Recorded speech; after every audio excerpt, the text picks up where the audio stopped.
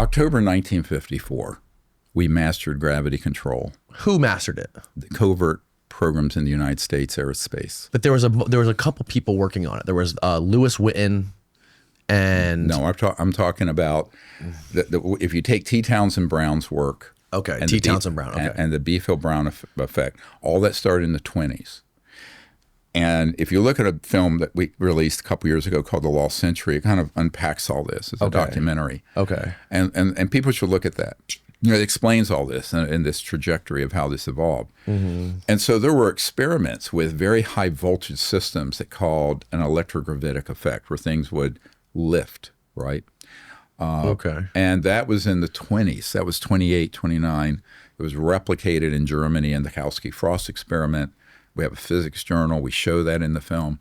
Okay. It's in here for the briefing. Okay. Now, imagine those early experiments with so-called anti-gravity. Okay. Not a good term, but we'll just use the pop culture term. It's actually electrogravitics and electrogravitic field propulsion, but it's not a physics class. Okay. So what happened is that that research combined with a augmentation of that research, a big leap forward by studying the extraterrestrial vehicles that we downed in the mid-40s and 50s. Right. So by the time those two streams combined into a mighty river of research, but it was covert. As I was referring to that Wilbur Smith document, it's the most secret. And he said, this is the most secret operation in the United States, exceeding the secrecy of the hydrogen bomb research. Now, this is 1950, before we detonated the first hydrogen bomb. So imagine something more classified and secret than the H-bomb, the ultimate doomsday weapon. Mm-hmm. That's this stuff. So, my uncle had his whole career at Northrop Grumman. He worked on the lunar module that landed on the moon. But those big aerospace companies, Northrop Grumman, Lockheed Skunk Works, and now Raytheon, EG&G, way back then, and others, they got the portfolio for their special projects to study this material, figure out how it worked, and then apply it. Yeah. So by 1954, we had operational gravity control so that we were building our own UFOs. And I always tell people, if you see something you call a UFO or a UAP, you have to ask yourself, it could be one of three things. It could be an extraterrestrial vehicle or NHI craft. It's the pop culture now.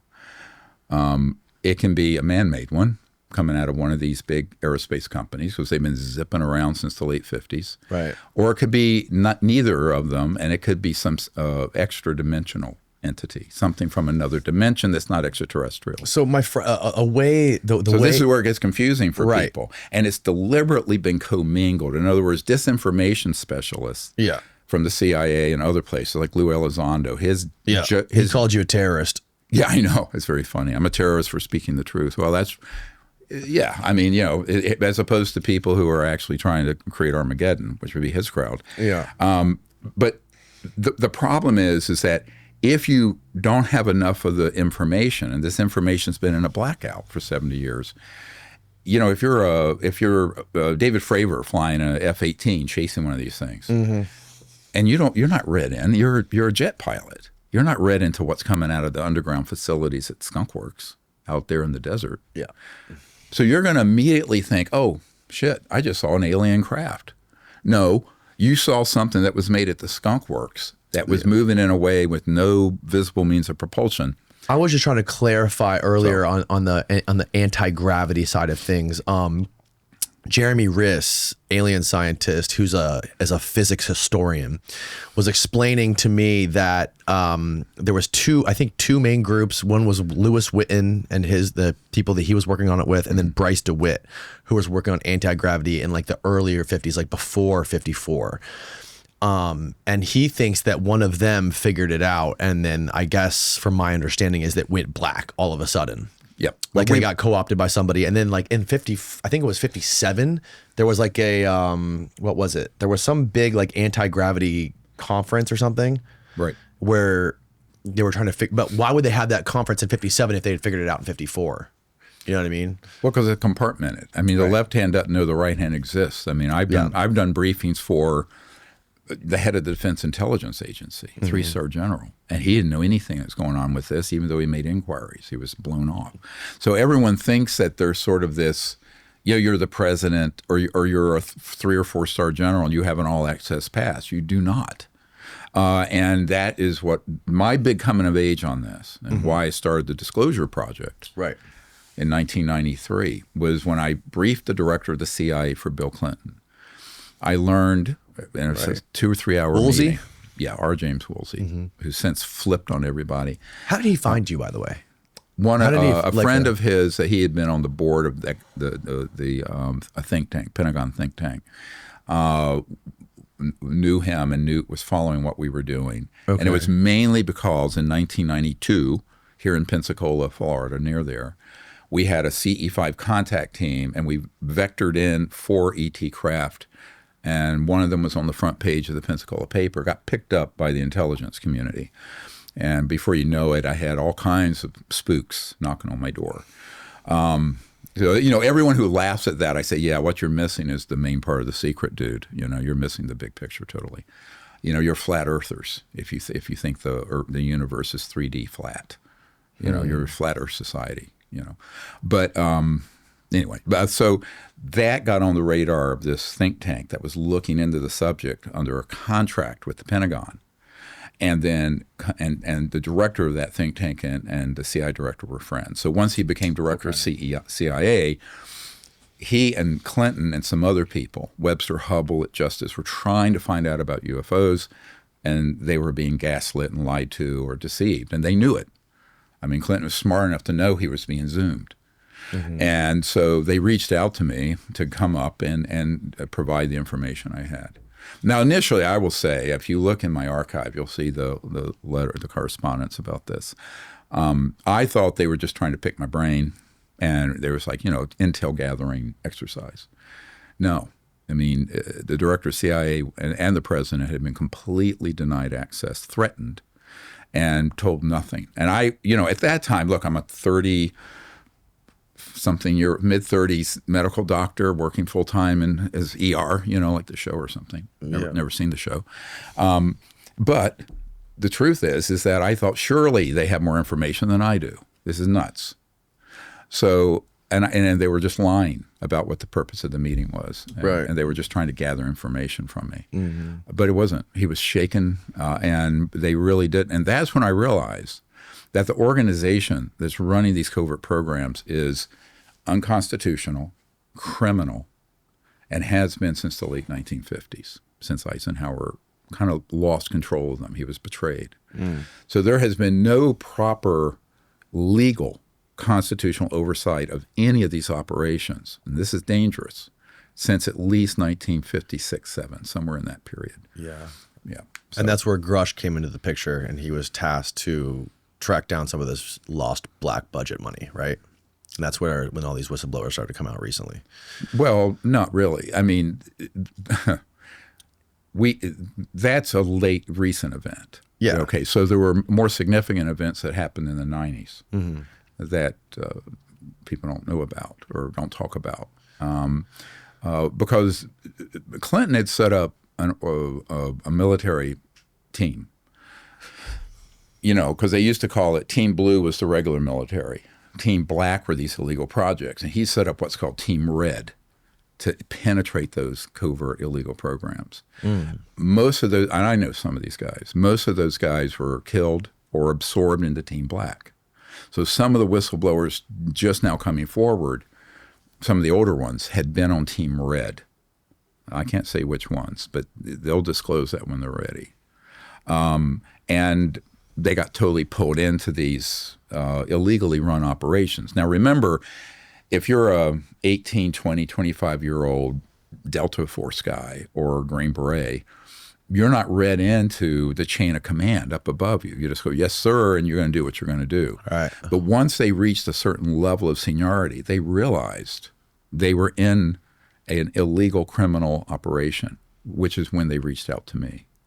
And they said, one of them said, thank you for what you're doing for those of us stuck on the other side, meaning stuck in this illegal criminal operation, and they want out. So the good thing is there's a momentum happening now. If we can get whistleblower protections through the Congress and an executive order from the president, where there's a whole dam ready to break of folks like that, Right. that we have, who will come forward and with the evidence, and this will begin to be solved. It's just the beginning. So that's what we're trying to work on. But it way predates Grush. I met with Mr. Grush when he was still undercover and gave him information, and his bosses were people that were people I had briefed in the SCIF, the Secure Compartment Information Facility. So he came out with what he had done, but he was secondhand. He had not been operational. Right. I'm talking about the firsthand operational people. And what's interesting, if you look at the House Oversight Committee hearings, it's all been all these secondhand people. And I told Congressman Burchett and Luna, and said, why don't you subpoena the people that we have? Here's a list of the top 25. Right. And these are people, like I just described, who are operational at the Skunk Works. Interestingly, they never call those people to a hearing. I said, don't call me. I'm just the doorway. I'm the opener, right? No. Call these guys. And here's their name. And by the way, here's their DD-214, and here's where they're operational. But Herrera, by the way, had approached me some years ago. And Michael Herrera was a Marine. For people who don't know, you can go to our archive and see this account and the illustration of what he saw. Okay. Can you explain it for people who don't? Sure. Oh. So it was in, I believe, 2009. And he was a young Marine, I think 20 years old. And there was a tsunami and earthquake in Indonesia, and they were on an expeditionary force, a humanitarian mission, to go there and help people and out of the Pacific. They were in the Pacific region. And he and 5 of his platoon buddies went off in a direction. And in the jungle, there was a clearing, and there was a 300-foot diameter man-made UFO, basically octagonal. He knew this, it was man-made? He knew that it was man-made? Oh, he could tell it was man-made, and it was manned by special operations guys, but in civilian garb. They were told, basically put down your weapons. They confiscated their weapons. They took their IDs. They threatened to kill them for seeing this. And one of the things he saw, they threatened to kill their own U.S. Marines. Well, they're not their own. This is this shadow secret government. Right, okay. I mean, those are the real people committing treason and are traitors. And yes, they'll kill their own. I mean, look at Jonathan Weigand's testimony when he was in the Peruvian-Bolivian border where we shot down an ET craft. And he and his guys came across it first, and the security people who were in there to retrieve it said, you talk about this, we'll throw you out of the helicopter and they'll never find you in the jungle. So this happens all the time. They do kill their own people, but they're not their own people. They're Americans though, right? Yeah, they're Americans, but it's, these are people who are running a criminal enterprise, the biggest, think of the mafia. It's the largest criminal organization on the planet. So, when the FBI is ready and wants to grow up and be serious, they have a real target here. With technology that very few human beings can comprehend. So the other thing that Michael Herrera saw was this crate. And it looked like it had like a little oxygen and HVAC mini portable unit on it. And he thought they were running drugs. And it turned out, because Jake was at this conference to try to bump witnesses and see who need to be turned over for either wet works or arrest, he heard this. And, of course, he immediately texted me because he has my number. And we went to the green room. Jake did? Yeah. And his security guy. So he knew you. Oh, yeah. But he was going to your conference to subvert some of your witnesses. Well, that's what his job was. It was to stop leaks and find out if I had the Panasonic Tough book that had gone missing out of one of these corporations. I know which one it is, that had all this intel on it because I received stuff all the time, right? And he thought maybe I had it. Now, I didn't know that's why he was there, right? And prior to that, I'd had a meeting with one of his security people at a bar near Langley and near CIA, Tyson's Corner in Virginia. And he gave me a little thumb drive that was like a 10-page description of his involvement, what he was doing. And he subsequently, a month or two later, came June, 2023 to this Disclosure Project conference and press conference we did where Herrera and some other whistleblowers were speaking. But he immediately said, I need to see you. So I go back to the green room and he says, that isn't drugs. Those are people.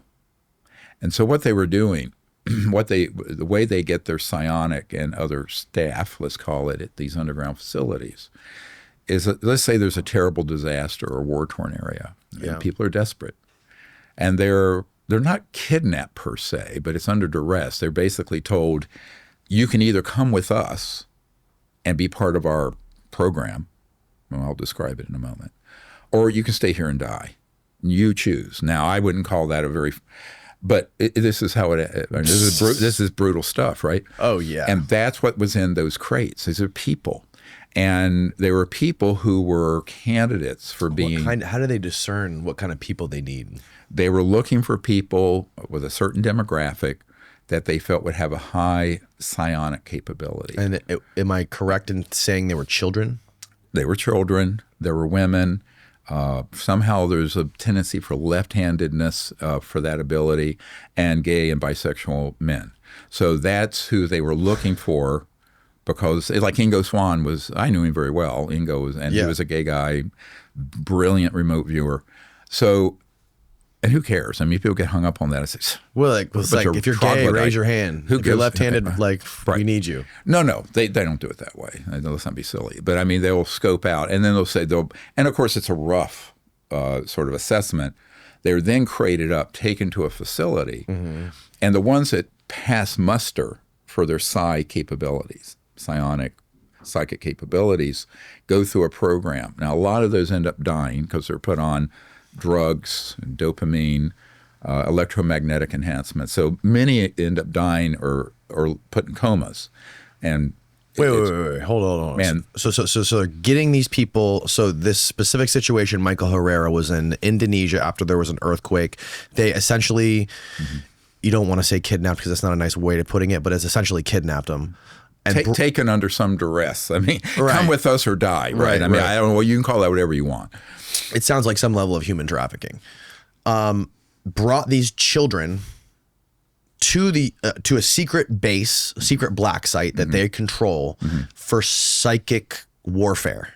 And for training to be psionic hijackers of ET craft. That's just the next part of it. And they trained him to be psionic. What is so? Yeah, well, to hijack these craft. And you're saying that they gave them drugs. What kind of drugs do they give them, and why do they give them drugs? I don't have the whole protocol. I just know that they were dopamine related, and also there were electromagnetic systems, and there were a lot of bad outcomes. But the ones who passed through it have an extraordinary capability, but it's an enhanced.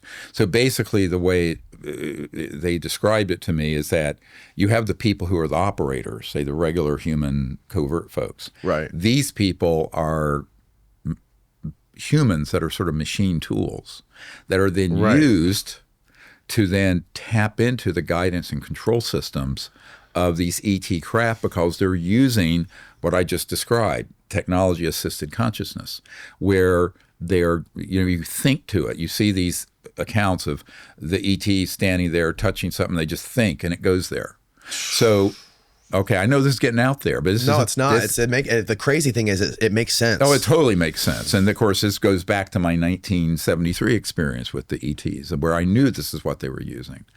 So, and I believe that's why in 1992, General Stubblebine personally offered me $2 billion to be part of his little freak show, by the way. What? Yeah. I said, no, gracias. He offered you $2 billion? $2 billion in 1992 dollars, yeah. Why did you say no? Well, because I'm not a corrupt person. Oh my God, $2 billion. That'd be hard for me to I save lives for a living. I don't want to be part of a cabal of sociopaths and psychopaths destroying the planet, right? What did he say you had to do for the $2 billion? I'd be part of his team, a senior member of his team, because of my abilities and also being a doctor with these capabilities. I mean, they were going to... And who was he exactly? He had been... I'm not familiar with him. Head of INSCOM, and he was head of Army Intelligence, and General Albert Stubblebine III. And Bert approached me, and then I said, not only no, but hell no. And then he went to my wife, we're about to have our 46th anniversary, and he tried to sweet talk her into this madness. And thought he was very nice. I said, no, devils speak with forked tongue. But and what did he do? Why was he such an evil person? Oh, he was part of that whole group of folks. He was like, he's passed away, but he was part of the same kind of group that people like Colonel Alexander and Elizondo. They're all part of that whole operation. They have different roles, but his role was to interface from that black illegal program world with the UFO subculture. Back then, this is like 33 years ago, right? So psychological information manipulation, trying to handle the perception, the public perception of this stuff in the United States is basically what he wanted you to help him do. Yes, but also be part of that operational team is what I think in terms of these capabilities. Because he knew that he approached me right after there was proof that our CE5 contact had worked. And there were these 4 ET craft that appeared here in Florida up outside Pensacola. So that is when he surfaced, exactly then. Now, of course, everyone makes fun of us for doing that. Oh, it's Ouija board stuff. I said, like the hell it is. You think these civilizations are using your iPhone? Why would they be using 20th century and early 21st century communications technologies? They're using stuff like Elon would like to do, Musk would like to do with Neuralink, except without the wires, right? Not at the speed of light, at the speed of thought. Like that. Right. All right? Instant. So that program has been in development for decades, but it reached the level of success, let's call it. I mean, if you can call hijacking ET craft and then blowing them out of the sky with electromagnetic pulse weapons, which are illegal, by the way. I just can't get over $2 billion. You're a better man than me. Yeah. Well, I might have been doing it. I would have saluted and been a psyop, fucking head of psyops. I'm not interested in that. Look, I'm not rich, but I'm comfortable as a doctor. I don't need that, and I've never had aspirations for that. Yeah. And I say it all the time. Whether people in the comments who think I'm CIA funded podcast. If the CIA wants to offer me $1 million, sign me up. Well, that's the joke. I mean, I've bootstrapped this whole effort for 35 years with a handful of people and no office and a couple. Some volunteers and 1.5 staff members and my wife and me. So I said, oh yeah, if I were that guy, I wouldn't be doing this. Do you ever think back, like just laying in bed late at night, be like, God damn it, maybe I should have taken that $2 billion? No, never, because then you're owned. You're an owned asset. I value my freedom. I value my freedom more than I value all the money on earth. Obviously, I think you've said it before, but you believe that people, organizations, whether, I don't know if you were talking about the government or if you're talking about these rogue groups, have possession or captive alien bodies.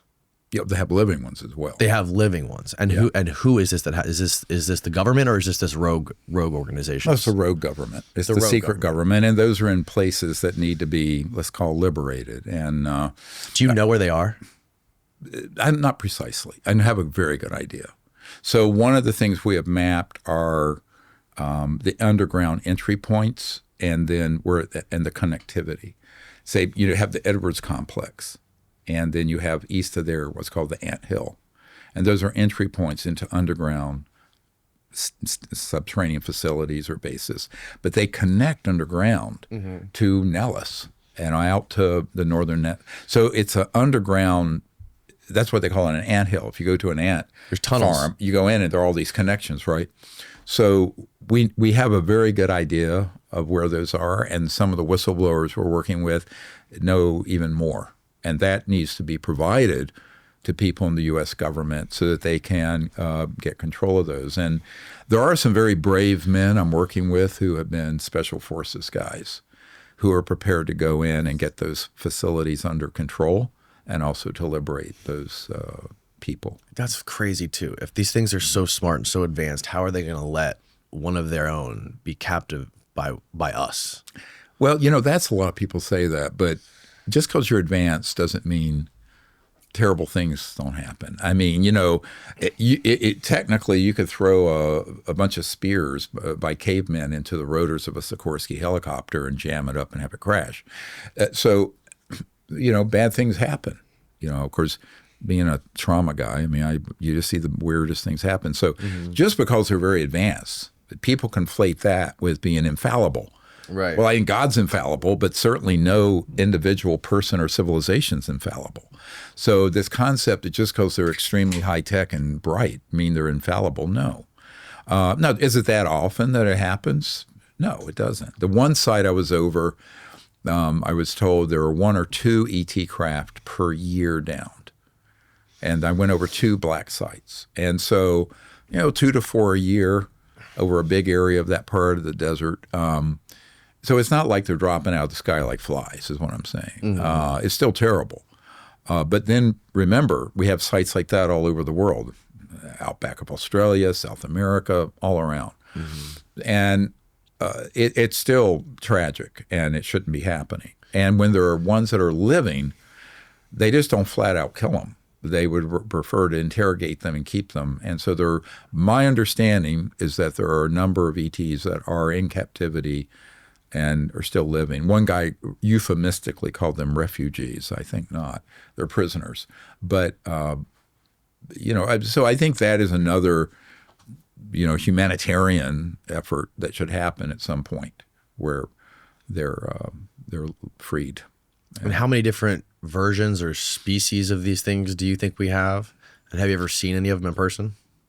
I've not seen living ones in captivity in those bases. No, I've seen ETs, but they're not.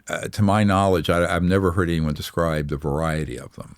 I know that in the crash retrievals, now we have 122 documented crash retrieval events that are in. Part of them are in here, but in our archive, dpiarchive.com, all of them are in there, and they range from ones that are a foot and a half tall to some that are 8-10 feet tall, and all kinds of different, we would just say, genetic expressions. But they seem to all have a head, 2 arms, and 2 legs. But interesting. But beyond that, there's just an infinite variety. What about the mantis ones? Well, that one that was the healer, when you see him, is sort of a triangular head, and they're known as really extraordinary healers. I mean, they have some amazing healing capabilities. That one there? This guy. That's a mantis? Yeah. What some people would call a sort of triangular head. You can see in a sort of, you can outline it. If I had my cursor, I could do it. But remember, this is in complete darkness in the wilderness up on a mountain in Arizona.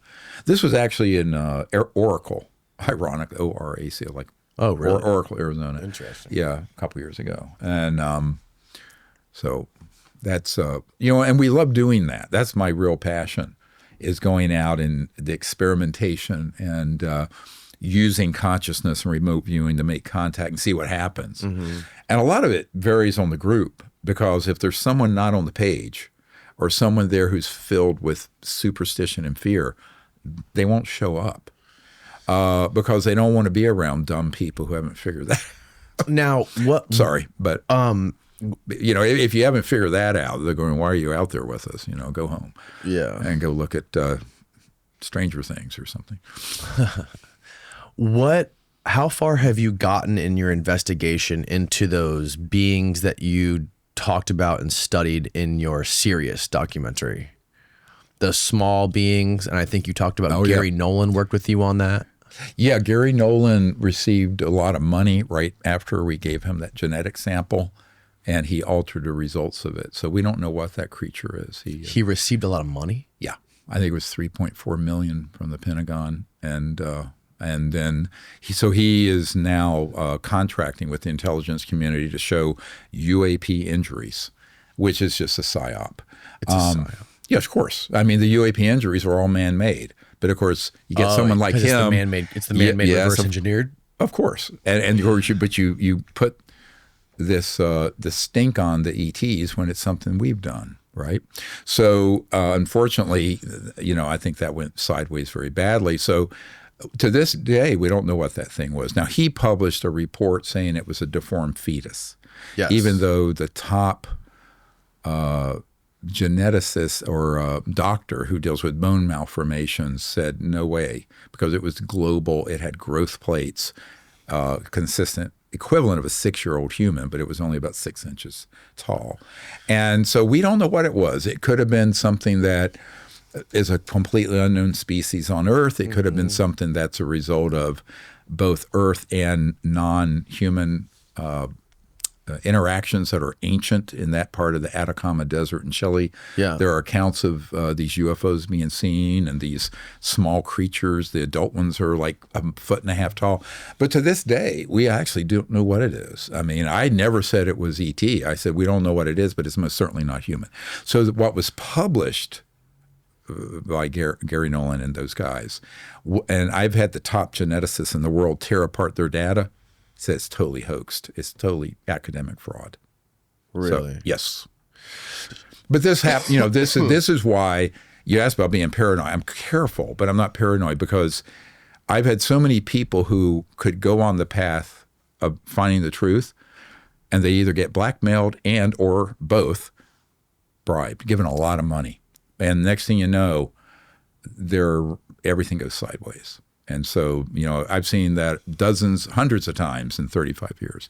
So, it makes you a little bit cynical, I guess, or skeptical. So, but no, he completely started out as an honest person. I know that. And when we first met in 2012, I think. But at this point, man, that's got to be cleaned up. It's a mess. What about those mummies that were in Peru, the mummies that were shown to Mexican Congress by Jamie Jaime Maussan. Those were actually from Peru and from a cave, right. And we know. I know the researchers, the scientists who looked into that. I've never been down there, but it was handled like you would handle. There's a lot of buffoonery that goes on with the UFO subculture. It was handled in a poor way, but I actually think the actual mummies are legitimate, very old, thousands of years old, non-human species. Now, how they got there, where they're originally from, but these are not hoaxes. I've seen the cross sections. I've seen the CAT scans. But unfortunately, I was going to go down there with the team this past spring, last year, and try to do a scientific expedition, but there was too much interference from other people, and I pulled out of that. But there needs to be a whole series. You have to do ancient DNA, right? Which is different from DNA you'd pull on a live person. And it's a whole different technique. You need to have really good forensic dissections, partial dissections. And you need to have every one of them CAT scanned. And then the metal objects on them have to go through a very sophisticated and expensive analysis to see if the atomic, let's just say whether it was of Earth origin metal or from out there. And you can do that. But this is a very complex and expensive and time-consuming endeavor that would run into the hundreds of thousands to a couple $1 million to do, right? Properly. Now, there's never that kind of – the only funding like that in the UFO subculture is to fund things that are disinformation operations. Fact. So that has not happened yet. Maybe it will at some point. But my assessment of it, I actually visited a man in Utah who had acquired several of these, but they were still in Peru. And he gave me a lot of information that when I saw it, and he was a scientist, and I went, yeah, these are real. Now, their origins, I don't know, and no one's, to my knowledge, done a proper DNA. Someone attempted to, I think it was a Russian archaeologist, but it was not done properly. I don't have faith in it because it's very different when you take DNA from either someone recently deceased or living. Sure. How you run that is very different than what's called ancient DNA. And ancient could be even 30 years old because it breaks down in a way that to get a correct genetic code read on it is a completely esoteric and specialized area of genetic sequencing. It isn't like regular genetic sequencing. So, I would know how to direct that scientific project. I haven't had time. And then when we were going to go down, there was all kinds of nonsense and theatrics and trickery. And I said, I'm out of here until this gets cleaned up. Yeah. The issue gets disclosed the way it currently is on track to be. It'll be a war of the worlds, panic in the aisle. It'll be 1,000 times worse than COVID. The way it's on track to be disclosed. Yes, where you have the people who or keep going up to Congress and the White House and other places and conflating man-made frightening things like abductions and villages being blown up with extraterrestrial threat or NHI threat. And they're deliberately commingling. No one is making this discernment between a bunch of psyops and covert technologies masquerading as ET. No one is doing that. In fact, the dominant paradigm is to call all of it one thing. And in that calling it one thing, it makes people conclude there is a threat and we need to fight it. So let's go to DEFCON 1. Let's go to Independence Day, the movie. Let's go to War of the Worlds. So I think this manipulation is 99% of what people hear. And I don't really, honestly, right now, if you were to put me under sodium truth serum, I don't. We got some. Do you? Oh, good. Go for Steve, it. lock the doors. All right. I really don't see that right now, as things stand as of this moment, that there is a critical mass of people who are able to come forward and not be captured, let's call it, by that narrative, trapped by that narrative. Now, it even gets more spooky when you start dealing with senior people in government who have not been read into this, who are brand new to this. And we'll go in with information, and then right after us will be a disinformation team that goes in. Yeah. Like clockwork. So, and I'm a private civilian, and those people go in with credentials from the Pentagon, right? Or some intelligence agency. So, it's daunting. But I don't think we should give up on getting the truth out and exposing the lies and the cover-up, but also the trickery. But I don't see right now there's a lot of bandwidth, let's just say. So you were alluding to earlier when you were mentioning Elizondo. He is behind this whole threat narrative. It's mixed. I mean, he's actually evolving a little bit off of that because he needs to, and that's been exposed. But I think one of the reason he initially emerged was to be sure that 2 or 3 major false narratives came out. One was, we don't have anything that's man-made that could be this, when 80% of what people are saying are man-made, covert. Okay, that was one message. The other was that it's a threat to the national security, which it is, but not from out there in space. It's the threat is within.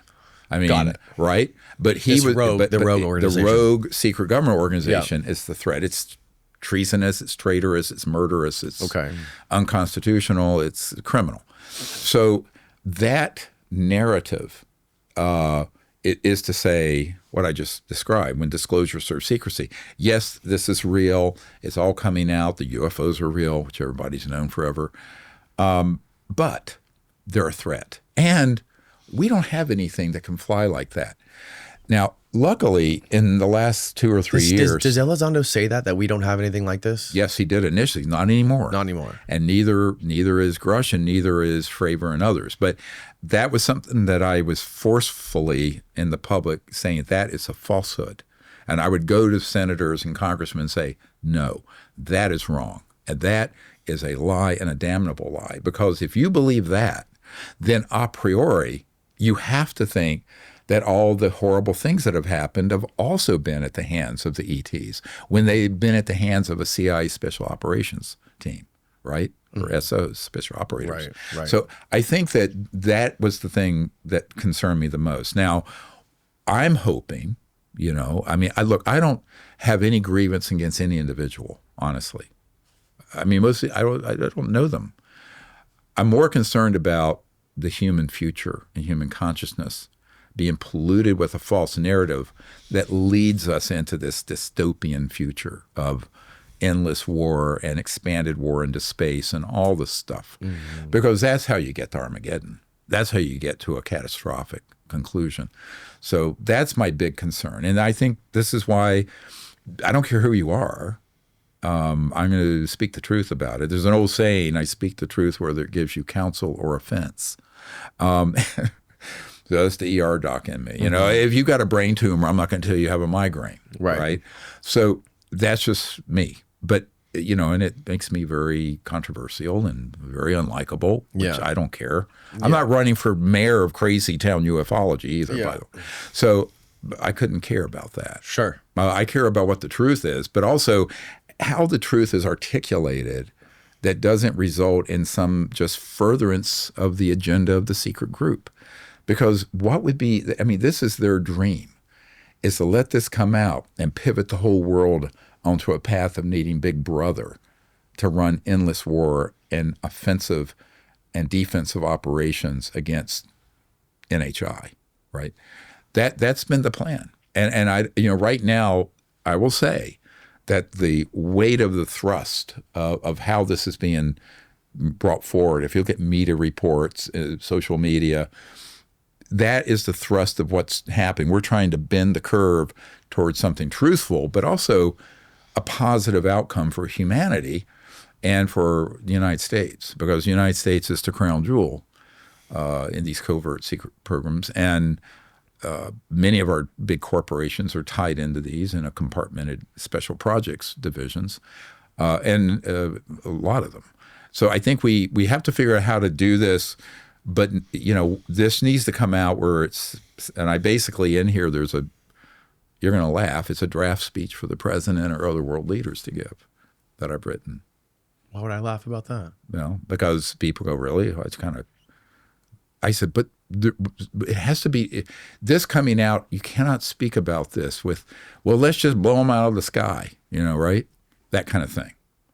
So, you know, this is dangerous. The kind of talk that attends the disclosure discussions it leads to a catastrophic outcome for the Earth and humanity. Mm-hmm. And there's one other risk that's a little bit more ominous. And that is, there are 3 different people I'm working with that don't know each other that have been in comm centers, communication centers, where somehow they have intercepted communications from NHI. From extraterrestrials. Yeah. That they're getting quite fed up with the fact that we are taking their technologies and using it against them, and that has reached a point where we are a threat, not just to ourselves, but to out there. So people are grossly underestimating how those covert programs are threatening Earth, because not that these civilizations are hostile, but they certainly are not going to let a rogue group of psychopaths threaten other worlds. So if we don't get this under control, it'll have to be brought under control. But the worst case scenario, everyone says, why don't the aliens just fix this? I said that would be the worst case scenario, because if that happens, it'll be portrayed as an alien invasion. Wouldn't the aliens and they're too smart for that. Yeah, the aliens are smart. They're way smarter than us. They have to be. IQ's 400, north of 400. So why wouldn't they just quietly go after those people and just shut them down? There would be no way to do that without it also being portrayed by their lackeys in government and the media as an alien invasion. So yeah, but I'm saying quietly do it so no one else knows. There's no way to quietly do this, my friend. I mean, if you start looking at the map in here, and the list of corporations, sites, facilities, the trillions of dollars involved with this, that ain't going to happen where it wouldn't be noticed. Now, humans can get and here's what I think. Here's one of the messages, is that we need to fix our own mess here. And there's no reason we can't. I think it's sort of a weird cosmic codependency to think that someone from out there and he's going to land here and fix our problems. I mean, how well did that work in Afghanistan, right? Oh, we're going to go in and nation build, and they're right back to warlords and nonsense. It's got to come from the people, right? Now, I don't necessarily say the leaders, the people. The people will lead, the leaders will have to follow. But we become very passive people. And I think we have to not be so passive. I think the people need to speak up, stand up, articulate, and hopefully exhort our leaders to do the right thing. I grew up in I was born in 1955, so I remember I grew up in the South, very poor. And, my grandmother's Cherokee, my father was half native, and they were called half-breeds. And I have a twin sister who looks very native. But at that time there was Jim Crow in the South. There was still segregated water fountains, all that. Mm-hmm. And I remember how weird that was. I mean, I was 4, 5, 6, and I'd go to a water fountain where there was no line, and a little old lady would grab me and say, "Don't drink out of that one. That's for," I think they said, colored people or something like that. Yeah. And I went, because my parents were not all racist. I went, well, is the water different? It was like this magical system, this racist system. And I saw that evolve. And I had an African-American girlfriend in high school. I almost got run over by a bunch of racists who did not like that. And, but that all changed, not because the president and Congress changed it. It happened because of Bayard Rustin and Martin Luther King Jr. and there was a movement that made that happen, right? Mm-hmm. So I think people forget that big changes in society rarely come from the top down. It comes from the people up. Sure. And this is that lesson is lost on most people today because most people just sit around looking at their phones and don't do anything. But I remember that era, and I remember how different. I mean, things aren't perfect now with race relations, but boy, it's a big difference from the 50s and 60s when I was a kid. And imagine having an African-American girlfriend in North Carolina in 72 or 3, So I think that, progress can happen, but it's a lot of hard work and a lot of sacrifice, and people have to stand up and be heard.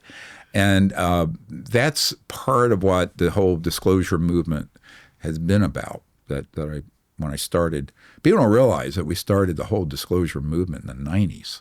It's now even the word disclosure is used by the New York Times, but we started that in the mid to late 90s. Yeah, right.